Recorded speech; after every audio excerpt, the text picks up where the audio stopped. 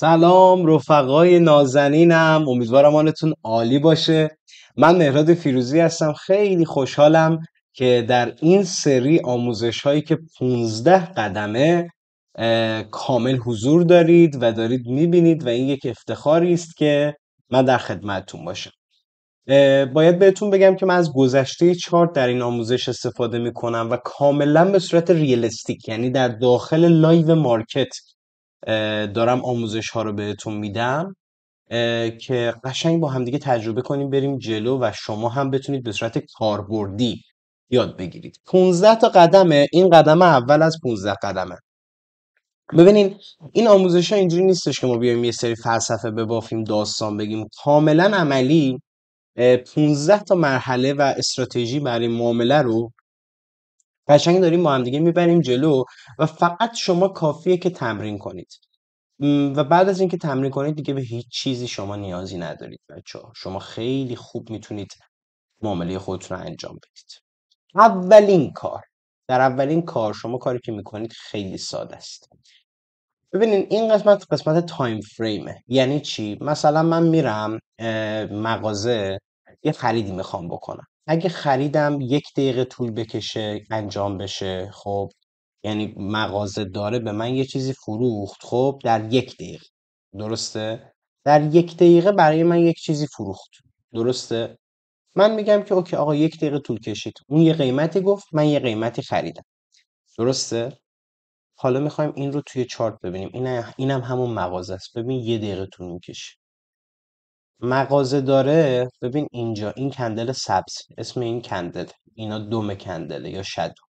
مغازه داره به من میگه که ببین قسمت راست قیمت، قسمت پایین زمان. مغازه داره به من میگه که $2019 میشه این چیزی که خرید. من چونه میزنم میگم که نه، ببین یکم تخفیف بده. 2019 و در واقع 106. اوکی، مسئله نداره. بعد من میگم نه فلان، میگه که نه قیمت رو من میبرم بالا. هی منو بازی میده و 1 دقیقه طول میکشه که ما معاملمون انجام بشه، درسته؟ در تایم فریم 1 دقیقه. در کندل های سبز از اینجا قیمت شروع به مذاکره شده، اینجا به پایان رسیده. این 1 دقیقه طول کشیده که اتفاق بیفته.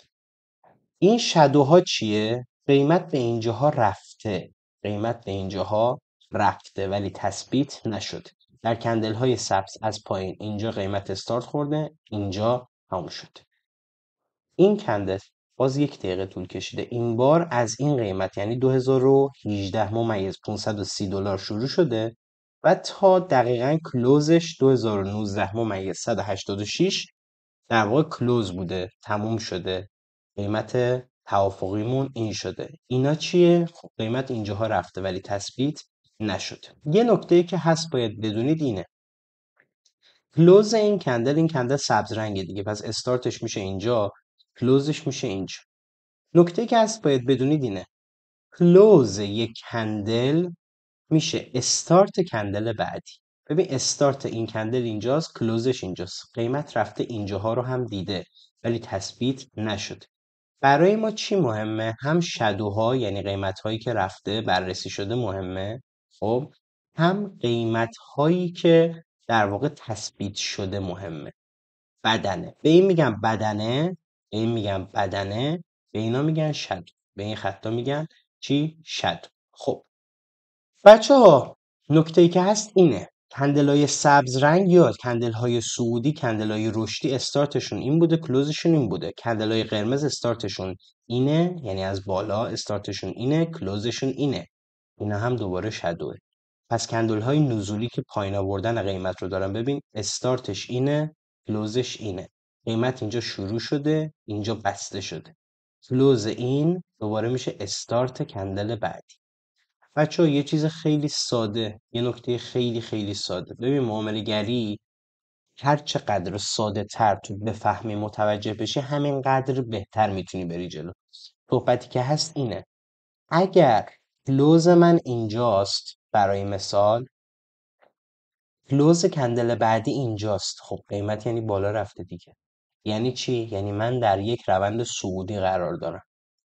اگر کلوز من اینجاست، خب و کلوز کندل بعدی اینجاست. یعنی چی؟ یعنی من در یک روند نزولی قرار دارم. همینقدر ساده. پس اگر من ببینم که کلوز کندل های من هی بالا و بالاتر میرن، خب یعنی روند من صعودی است. یعنی چی؟ معاملات بای، معاملات خرید. وقتی میبینم که کلوز کندلام هی پایین تره، قیمتی که داریم ما توافق میکنیم هی پایین تر میاد، فقط معاملات شورت یا معاملات چی؟ سل. خب معامله شورت، معامله سل، معامله بای، معامله لانگ، جفتش هم همینه. تو کلمات نمونید. خیلی ساده. پس کلوزش داره میره بالاتر، من باهاش بای میگیرم، لانگ میگیرم. کلوزش میاد پایین تر، من شورت میگیرم. ساده نبود؟ خیلی ساده بود. حالا بچه ها نکته که هست چیه؟ شما فهمیدین که اگر معامله من 1 دقیقه طول بکشه من در تایم فریم 1 دقیقه‌ای هستم. خب اگر معامله من بیاد و در واقع 4 ساعت طول بکشه، یعنی در تایم فریم 4 ساعته قرار داشته باشم، چه جوریه؟ ببین روی طلا هستیم دیگه. روی این کندل چه اتفاقی افتاده؟ ببین اینجا استارته، اینجا کلوزه. 4 ساعت طول کشیده که این کندل بسته بشه. کلوز این کجاست؟ اینجا. کلوز این کجاست؟ اینجا. کلوز این کجاست؟ اینجا. پس خب در یک روند صعودی قرار داره این. درسته؟ حالا اینجا اومده به یه سقفی رسیده، دوباره فشار. کلوز این کجاست؟ اینجا. کلوز این کجاست؟ اینجا. کلوز این کجاست؟ پایین تر. دوباره اومده بالایی زده. بعد کلوزش اینجاست، کلوز پایین تر. بعد کلوز اینجا. دوباره کلوز کجا؟ اینجا. پس قیمت شروع کرده به پایین. درسته؟ وقتی من آخرین کندل ها رو تو 4 ساعته بررسی میکنم، به من داره چی رو نشون میده؟ اولین کاری که میکنی تو ترید کردن چی رو بررسی میکنی؟ کلوز ها رو، کندل به کندل. حداقل 10 کندل آخر رو نگاه کن کلوزشو. وقتی کلوز کندل ها رو تو میبینی که داره پایین تر میاد، چه معاملاتی بیشترین برد رو برات داره؟ معاملات برد. خب معاملات برد، معاملات سل. کلوز ها پایینه. درسته؟ حالا اگر کلوز ها بالا بود، یعنی این کندل های آخر 1 2 3 4 5 6 7 8 9 10، 10 کندل چیه؟ هی کلوزش پایین تر اومد. وقتی که کلوز پایین تره، خب چه اتفاقی رقم داره میخوره؟ شما معاملات شورت میگیری. درسته؟ خیلی ساده است. پس کلوز ها وقتی داره پایین و پایین تر میاد، ما فهمیدیم که باید چیکار کنیم؟ پایین تر بگیریم. هی روند پایین تری داره میشه. درسته؟ حالا اولین کاری که شما میکنی به عنوان تریدر، میای تایم فریم 4 ساعته کلوز ها رو نگاه کنی. شورته؟ بله شورت. خیلی هم عالی. بعد باید چی کار کنی؟ جهت رو باید پیدا کنی. جهت بزرگتر رو هم باید پیدا کنی. یعنی چی؟ بچه ها ما برمیگردیم به چند کندل قبلی. خب میایم میگیم که اوکی این شدوش اینجا بوده، این شدو بالاترین شدوش اینجا بوده. دومین چیزی که بررسی میکنیم دقیقا شدو هاست. توجه کن، بزرگترین شدوش اینجا بوده، نوک زده. بعد از این ما اگر وقتی نگاه میکنیم بالاترین شدویی که اومده زده دوباره این بوده و دوباره برگشت. درسته؟ حالا شما قشنگ توجه باید بکنی. یه خط رو بر میداری از اینجا، نوک شدو، دقیقا نوک شدو، به این نوک شدوه. ببین وصلش کن. آه. چی داری میبینی؟ این دوتا نوک رو به همدیگه وصل کردی. پایین این روندته. اومده اینجا رو هم شکونده ها، خب ولی دوباره برگشته به پایین روند. این یعنی چی؟ ببین این خط رونده. خط روند یعنی چی؟ تو معامله شورت بودن رو از روی کلوزاش تشخیص دادی، ولی الان داری شدویی هم بررسی میکنی. دقیقا از نوک شدوها میکشی. درسته؟ میبینی که چی شده؟ پایین تر اومده. حالا میگه که اوکی بیشترین شدوه این بوده، ولی اینم اومده در واقع تاچ کرده. یعنی اگه بخوام اینو تمیزتر بکشم دقیقا میشه این. و تا زمانی که این خط روندم رو نشکنه، روش تثبیت نده، من نمیتونم بگم که این میخواد بره بالا. حالا این تثبیت چیه، شکستن چیه، اینا رو کاملتر توضیح میدم، نگران نباش. مهمترین نکته چیه؟ شادوها رو تو بررسی کن. پس مهمترین داستان چیه؟ ما گفتیم بالاترین شادو اینه. خب اومدیم اینجوری رسم کردیم، دیدیم این دوتا بیرون مونده. خب طوری که دیگه خیلی ضایع نباشه، یعنی این نشکنه خیلی بیرون، میام میگم آقا این اینجوری هم میتونه باشه ها. خب یه خط روند نزولی هم براش رسم میکنم. پس معاملات شورت در 4 ساعته خب به من نشون میده که معاملات شورت، معاملات سل، معاملات فروش بیشترین قدرت رو داره. اینم دومین بررسی منه. خب تو 4 ساعته. پس قشنگ کلوز ها رو بررسی کردم، شادو رو بررسی کردم، دیدم بله جهت معامله من رو به پایینه. پس بچه ها من اجازه ندارم بیام معاملات بای بگیرم فعلا. خب معاملات بای از اینجاها اجازه ندارم بگیرم. معاملات چون شورت بیشترین برد رو الان روی طلا داره. خب برای مثال حالا برعکس این بود، یعنی از پایین بود، خب معاملات لانگ، معاملات بای، معاملات خرید بیشترین قدرت رو داشت. وقتی شما اینو فهمیدی بله تو 4 ساعته که معاملات شورت بیشترین در واقع قدرت رو داره، شما پس سیستمت رو باید بچینی روی باز کردن معاملات شورت. چرا؟ چون 90% بیشتر میبره. چرا؟ چون شما همراه با ترند داری حرکت میکنی. درسته؟ آیا همین الان اینو دیدم من بیام معامله شورت بزنم؟ نه. ناشی‌ترین آدم‌ها میان چیکار میکنن؟ سریع با دیدن یه تایم فریم، با دیدن همین از اینجا شروع میکنن به شورت زدن. اگر خیلی در واقع مثلا این البته حرکت ناشیانه ای نیست ها، شورت زدن اوکیه، ولی از اینجا دیگه تو نباید فعلا شورت بزنی. خب دلایل دارم براش. باید الان منتظر بمونی، ولی اینو میدونی که ستاپ تو باید چیکار کنی؟ ستاپ تو بچینی روی معاملات شورت. خب ریموو دراوینگز میزنم. تا الان فهمیدیم پس تو 4 ساعته باید چیکار کنی. توی 4 ساعته خب شما اومدی کلوز تشخیص دادی، روند نزولی رو تشخیص دادی و فهمیدی که ستاپت چیه؟ ستاپ شورته، ستاپ فروش. بعد باید تایم فریم تو یه دونه بیاری پایین بکنی 1 ساعته. خب از 4 ساعته باید بیای روی 1 ساعت. وقتی از 4 ساعته میای روی 1 ساعته داری چی کار میکنی؟ در واقع یک روند کلی رو تو تشخیص دادی توی 1 ساعته یا تایم فریم میانه. بچه ها 4 ساعته تایم فریم مادره. مادرها همیشه برمیگردن میگن آخر قضیت قرار اینجوری بشه، آخر قراره که اینجوری بشه.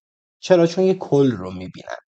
هر کاری که ما میخوایم شروع کنیم بکنیم رو اونا نسبت به تجربه مادرها میگن که اینجوری میشه. به خاطر همین 4 ساعت تایم فریم بزرگیه. خب ما میگیم تایم فریم مادر، تایم فریم 4 ساعت. تایم فریم 1 ساعت تایم فریم میانه است. در تایم فریم میانه شما کاری که باید انجام بدی نواحی ترید تو باید پیدا کنی. هر ناحیه‌ای مناسب ترید نیست. 99% تریدرهای آماتور چیکار میکنن؟ میان میگن که آقا ما در واقع از هر کجایی که باشه ترید میکنیم. این اشتباهه، این یه چرت محض. و از هر کجا شروع کنید ترید کردن آخرم کال میشی میگی این شغل چقدر مزخرف. تو تایم فریم 1 ساعته و میانه شما باید نواحی خودت را پیدا کنی. نواحی خود را چگونه پیدا باید کرد؟ خب ببین خیلی خیلی خیلی ساده میخوام بهت اینو یاد بدم. خب توجه کن. هر ناحیه‌ای مناسب ترید نیست. پس نواحی ترید رو شما باید درست پیدا کنی. ببین به این توجه کنید، خیلی قشنگ. میای مربع رو انتخاب میکنی. خب میای بالاترین ناحیه رو که تو اون چارتت میبینی، تو اون لپتاپت میبینی، خب انتخاب میکنی. بالاترینی که داری میبینی. من با بقیه بالاها یا گذشته کاری ندارم. من با بالاترین جایی که میبینم یه خط میزنم اونجا. درسته؟ بعد میام یه مربع پایین ترین جایی که دارم میبینم ببین پایین ترین جایی که دارم میبینم اینه. ببین اینجا هم یه ناحیه اینجا میکشم، درسته؟ بعد از اینکه اینو کشیدم بچه ها میام خطکش رو میزنم از بالا به پایین. قشنگ توجه کنید. خطکشی که زدم یه خط میانه اینجا هست. برای اینکه اون خط میانه رو در واقع انجام بدم میام یه دونه هوریزونتال لاین یا خط افقی پیدا میکنم، دقیقا روی نصفش میزنم بچه ها. دقیقا روی نصفش میزنم، یعنی بالا، پایین و میانه. بعد از اینکه این میانه رو رسم کردم دوباره میام چیکار میکنم؟ از این بالاه میزنم به این پایین. دوباره یه خط وسط داره، میام هوریزونتال لاین دقیقا به این وسط یه دونه اینجوری میزنم. بعد دوباره خطکش رو انتخاب میکنم از بالا به پایین. خب یه هوریزونتال لاین همینجا. همینا کافی. بعد از اینکه اینو دقیقا زدی این یه دیدگاه بهت میده. ببین چارت اومده چیکار کرده؟ از سقف شروع کرده به ریختن تا نصفش هم شکونده داره پایین بازی میکنه. اومده دوباره برگشته به نصف این سطح، خب روش بازی کرده، برگشته شکسته و اومده به کفت. از کفت دوباره شروع کرده اومده رفته بالا، بالای نصف دوباره اینجا داره بازی میکنه. بچه ها اینجا کجاست؟ میانه اینجا و اینجا. قانون اجازه نداری به هیچ عنوان در میانه معامله کنی. شما حتما باید یا در کف معامله کنی یا در میانه کل معامله کنی یا باید در سقف معامله کنی. ببین حواست باشه در 1 ساعته میانه جای ترید نیست. یا باید اینجا منتظر بمونی قیمت بیاد معامله کنی، حالا یا پایینش یا بالاش، یا باید اینجا منتظر بمونی قیمت بیاد، یا باید منتظر بمونی قیمت بیاد. حالا میخوام خیلی تمیزتر برات انجام بدم این کار. خب میخوای بگی که آقا من نمیتونم انقدر منتظر بمونم، اوکی مسئله نداره. دوباره اگر میخوای در واقع نواحی معاملاتی خوب پیدا کنی بیا دوباره همینو از اینجا بکش اینجا. خب اینو بکش نصفش کن، دوباره بیا چیکار کن؟ دوباره از این نصف بکش تا اینجا، بیا نصفش کن. ببین این دیدگاه بهت میده ها.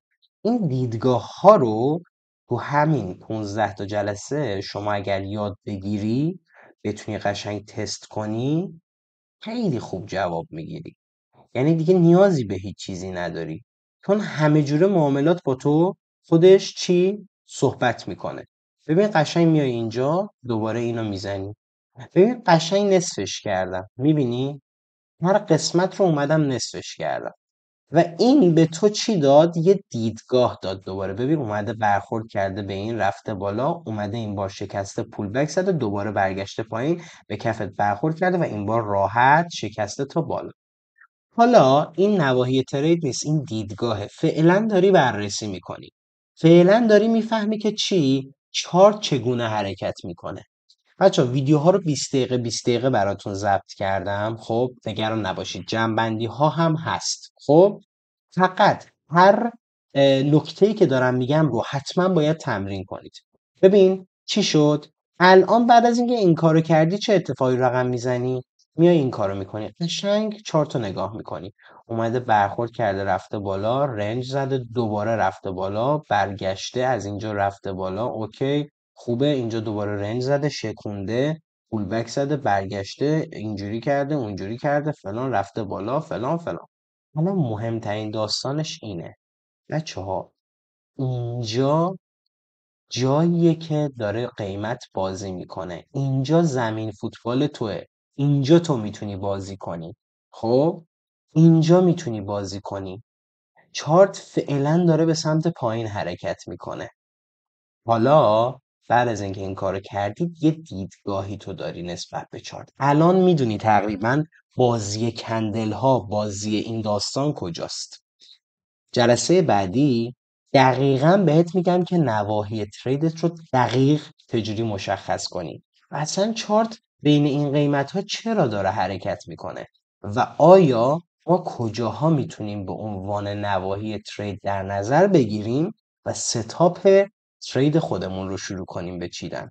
فعلا این جلسه شما یاد گرفتی که جهت مارکت رو پیدا کنی، ستاپت رو پیدا کنی، دقیقا نواحی خودت رو پیدا کنی و قشنگ ببینی که چارت چگونه حرکت میکنه، کندل ها چگونه حرکت میکنه. بعد از اینکه همین کارا رو کردی در 1 ساعته، جلسه بعدی دقیقا بهت میگم که چارت و کندل ها چجوری داره حرکت میکنه. خدا قوت. حتما استپ بای استپ تمرین کن با من که جلسه 15 واقعا یه تریدر حرفه‌ای شده باشی. دوستدار تو، مهراد فیروزی.